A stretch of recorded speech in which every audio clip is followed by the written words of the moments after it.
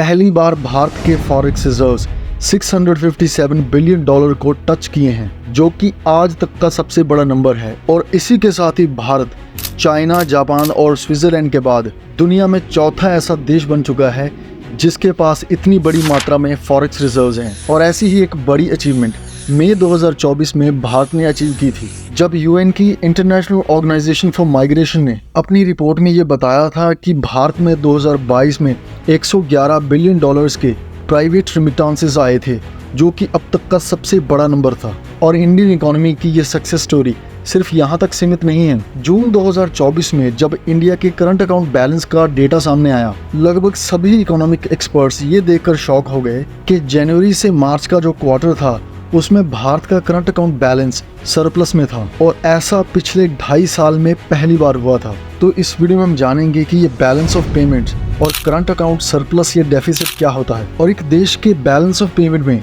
Exports का और private remittances का क्या रोल होता है। तो सबसे पहले आखिर ये बैलेंस ऑफ पेमेंट्स क्या होता है। तो ये एक देश की उन सभी ट्रांजैक्शंस का रिकॉर्ड होता है जो एक देश दुनिया में दूसरे देशों के साथ फॉरेन करेंसी में करता है, और इसका सीधा संबंध उस देश के इंपोर्ट, एक्सपोर्ट्स और इन्वेस्टमेंट्स के साथ होता है। तो इसका मतलब है कि एक देश दूसरे देशों को जितना भी एक्सपोर्ट्स करता है और दूसरे देशों से जितना भी इंपोर्ट करता है, और इसके अलावा जितनी भी इन्वेस्टमेंट्स जैसे कि एफडीआई जो एक देश में आती हैं या वो देश दूसरे देशों में करता है, ऐसी सभी ट्रांजैक्शंस को रिकॉर्ड करने के लिए जो एक अकाउंट बनाया जाता है उसको बैलेंस ऑफ पेमेंट्स कहते हैं। अब सिंपली इसमें दो तरह के अकाउंट्स होते हैं, करंट अकाउंट और कैपिटल अकाउंट। करंट अकाउंट में गुड्स और सर्विसेज के इंपोर्ट और एक्सपोर्ट्स के रिलेटेड जितनी भी ट्रांजैक्शंस होती हैं उनको रिकॉर्ड किया जाता है। इसके अलावा प्राइवेट रेमिटेंसेस भी करंट अकाउंट का पार्ट होती हैं। और दूसरी तरफ कैपिटल अकाउंट में एफडीआई, एफपीआई और एनआरआई डिपॉजिट्स जैसी आइटम शामिल होती हैं। तो इन दोनों अकाउंट्स को मिलाकर बैलेंस ऑफ पेमेंट्स बनता है। और जब हम एक देश के करंट अकाउंट के बैलेंस के बारे में बात कर रहे होते हैं, तब हम सिर्फ करंट अकाउंट के बैलेंस की बात कर रहे होते हैं, उसमें कैपिटल अकाउंट को नहीं जोड़ा जाता। अब देखिए दोस्तों, एक देश का करंट अकाउंट बैलेंस सरप्लस में या डेफिसिट में हो सकता है। अब ये सरप्लस में होगा या डेफिसिट में, ये इस चीज पर डिपेंड करता है कि वो देश कितना एक्सपोर्ट्स करता है और कितना इंपोर्ट करता है। तो अगर एक देश गुड्स और सर्विसेज का एक्सपोर्ट से ज्यादा इंपोर्ट करता है तो उसका करंट अकाउंट बैलेंस डेफिसिट में होगा, और इसके उल्ट अगर कोई देश अपने इंपोर्ट से ज्यादा एक्सपोर्ट्स करता है तो उसका करंट अकाउंट बैलेंस सरप्लस में होगा। अब अगर हम इंडिया के करंट अकाउंट बैलेंस की बात करें तो नॉर्मली इंडिया का करंट अकाउंट बैलेंस डेफिसिट में होता है, और जिसका मेन कारण है कि इंडिया एक्सपोर्ट्स कम कर पाता है और इंपोर्ट्स ज्यादा करता है। लेकिन दोस्तों, करंट अकाउंट का डेफिसिट में होना अपने आप में कोई इतनी बड़ी समस्या की बात नहीं होती, क्योंकि अगर आपके देश का कैपिटल अकाउंट स्ट्रॉन्ग है, यानी कि आपके देश में इतनी एफडीआई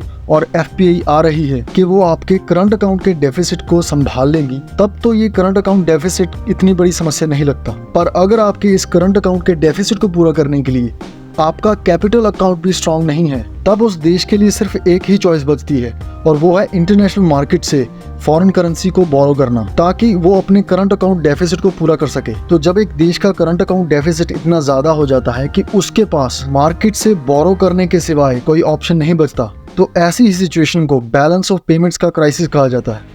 और ऐसा ही क्राइसिस इंडिया ने 1991 में फेस किया था, और इसी बैलेंस ऑफ पेमेंट की क्राइसिस की वजह से बहुत सी कंट्रीज बैंकरप्ट हो जाती हैं। तो अब आप सोच रहे होंगे कि अभी मैंने वीडियो की शुरुआत में ये बताया था कि भारत का करंट अकाउंट बैलेंस जनवरी से लेकर मार्च के क्वार्टर में सरप्लस में था, तो इसका तो मतलब होगा कि भारत की इकोनॉमी के लिए सब अच्छा है और चिंता की कोई बात नहीं है। लेकिन दोस्तों, ऐसा नहीं है, क्योंकि सबसे पहले तो वो करंट अकाउंट बैलेंस सिर्फ एक क्वार्टर का था, और दूसरा पूरे 2023 और 24 साल का करंट अकाउंट बैलेंस डेफिसिट में ही था। लेकिन इसके बावजूद भी सरकार को चिंता करने की जरूरत नहीं है, क्योंकि हमारा कैपिटल अकाउंट बहुत ही स्ट्रॉन्ग है और जो किसी भी तरह के करंट अकाउंट के डेफिसिट को एब्जॉर्व कर सकता है। और इंडियन इकोनॉमी के लिए करंट अकाउंट डेफिसिट का होना कोई नई बात नहीं है।